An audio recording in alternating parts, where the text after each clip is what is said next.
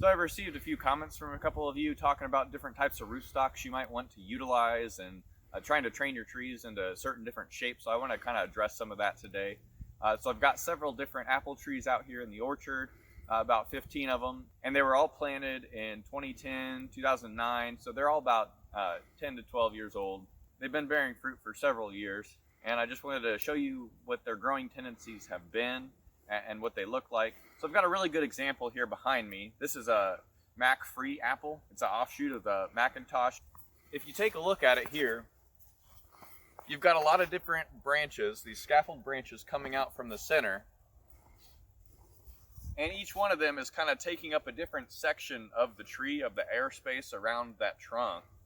And when you get up higher, you've got it splitting into several more of these branches that then come out. And this one here in the middle kind of takes over as that central leader, but it's still got a good amount of competition from these other two that aren't just collecting bark here, but they're actually really good, solid, and attached to the tree. And so you've got all this spacing of these branches. And then as each one comes out, they get to about the same length. And then that's where they spread out into several smaller branches. And I did do some trimming on it this last spring. But I didn't have to do any major cuts. I didn't have to take off any main big branches from it. All I had to do was kind of stop where it was getting to, just to kind of control that overall canopy size of the tree. So really what we like to see is a lot of these branches getting at least this foot between them, at least a foot of space between them, so that way the sunlight can really penetrate in there. Whenever you think about the tree having all the leaves on it and all the fruit, you want those leaves to actually be pulling in sunlight for you. And then you want those apples to be able to get the ripening effect from the sun. They will ripen to some amount even if they don't have sunlight, but they really don't want to. And so that's really what pushes the tree to want to put out more growth. But if you train it in a way that keeps it from needing to reach out so much to pull in that light, you give it that space, you be mindful of where those new branches come out. That's really going to help you prevent that problem where you're just getting further and further out. So at some point it does need to just come out, and you'll see the branches kind of curve up. This is a good example here, one coming out laterally. And when they come out laterally, they tend to put on a lot more fruit spurs. They put on that fruit there, and they kind of just curl up. And you can let them do that when they get to the end. And then that fruit that comes on the end is going to kind of hang down on those branches there. So something I might prune out would be a piece of growth like this here that's come on, and it's shot straight up and it's starting to get into that next branch. So that'd be one I would want to take out. Being this time of the year, I'm not going to do any pruning today. I want to wait till later because I don't want that cold temperatures to damage any of this tree. But those are what you're looking for. The ones that have really just shot straight up, you want to take those out. Ones that intersect into those other scaffold branches and take up that space that's supposed to be for those other bits of fruit. So this tree bore a ton of fruit, along with its counterpart here. This is a Mac-free again, and this one is a Liberty. It's a triploid. It doesn't give out good pollen for other trees, but it's a really heavy bearer. If you've got enough other trees giving it pollen, it's just gonna go crazy on the amount it makes. So between these true trees, we just had apples all over the ground, but they still held up really well. They were really strong, even with those crop loads. So, and part of the reason for that is that they really are balanced. So that's another thing you need to consider when you're making cuts, especially bigger cuts. You got to keep that tree balanced, especially if you're on a rootstock instead of having a seedling that's grown on its own. But a lot of those rootstocks, they dwarf the size of the tree because they don't put out as many roots. They don't get as deep into the ground. And then you cut off one of the side branches, then all the weight of that fruit's going to be over here. And if you don't thin that fruit off, you're going to get a tree that leans over. I actually want to show you that has happened before we moved here. This is a Jonafree, which is supposed to be a better, more disease-resistant, better grower than the actual Jonathan apple. But obviously it had too heavy of a crop on it. pulled it down. I'm now training it into a bit of a fruit bush, going for that instead of even trying to make it a tree. It bore a lot in 2019. This year it didn't bloom. We had a freeze that killed a lot of fruit blooms and things, but this one didn't even have blooms. That Mac Free I showed you at the beginning had only maybe 10 blooms. We got 2 pieces of fruit this year, but the Liberty was still covered in blooms.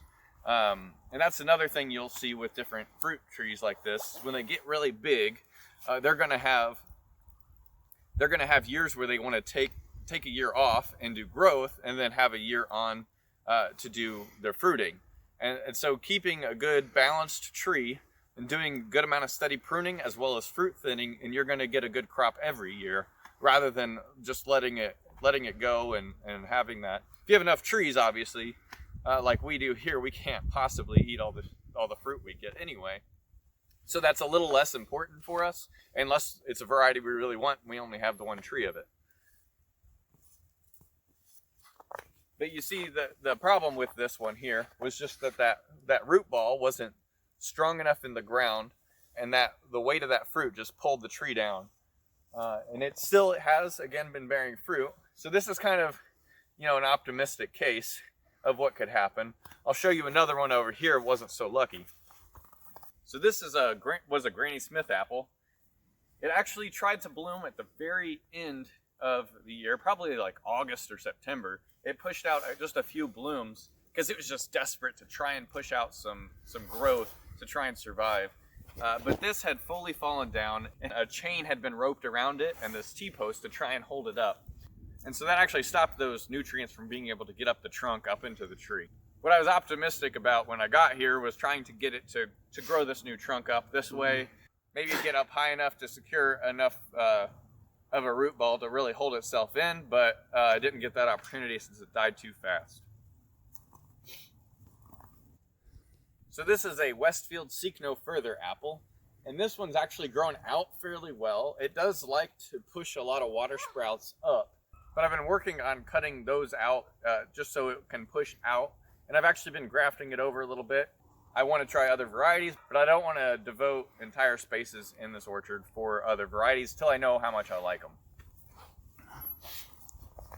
So some of the other trees I've shown you are growing in good ways, have nice spread out different branches, scaffolds to hold that fruit, to get good sunlight. I want to show you one that doesn't have a tendency to grow that way. This is a Gold Rush apple tree. And you can see it's growing kind of like a pear trees generally like to, where it just wants to shoot straight up. And it's led to quite a bit of competition in some of those upper branches. So it's a little bit more tricky to figure out where I want to cut on it.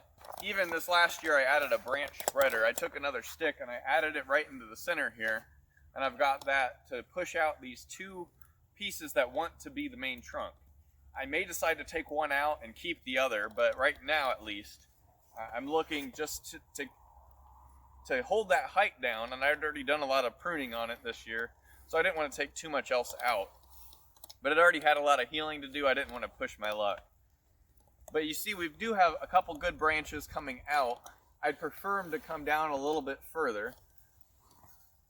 But you could just see that the growth habit, this is also on a semi-dwarf rootstock, just like the other trees. But you can tell this is definitely growing up, those ones growing out. And so when you consider, is it going to grow up or out, that's really determined by the cultivar that you've grafted. So what your main consideration should be when picking a rootstock is really what type of soil do you have and which rootstocks are good in your soil. I have got a more clay-like soil here, but just an hour north, I've got a brother who's got really sandy soil, so he might have to have a different type of rootstock altogether in order to have a good stable tree in his environment. So you've really got to look out for what type of soil, and then how big do you want your tree. And that height might be helped by your rootstock, but you're still going to have good pruning practices to keep your height down and to keep the shape of your tree the way you want it to be. So this upright growth like this, the reason it's gotten this far is because of it just not being kept up with. It's been neglected in that training, and so that's what's led to this, where some of these lower branches, you can tell, are starting to get that outward growth. And part of that's because I thinned out all the ones that weren't giving that outward growth. I got rid of ones going straight up. And I'll be further reducing the height of this tree because, frankly, if I can't get it with my pole picker, I don't want to keep it. Especially on a tree like this where the fruit hangs on for such a long period of time. I really don't want to have to deal with trying to climb up it. It's not structurally sound enough of a tree yet to hold my weight. And then I don't want to have to bring my ladder out here every time I want to pick some fruit. So I hope you find this helpful, and I hope you stay tuned for more videos to come. Thanks for watching.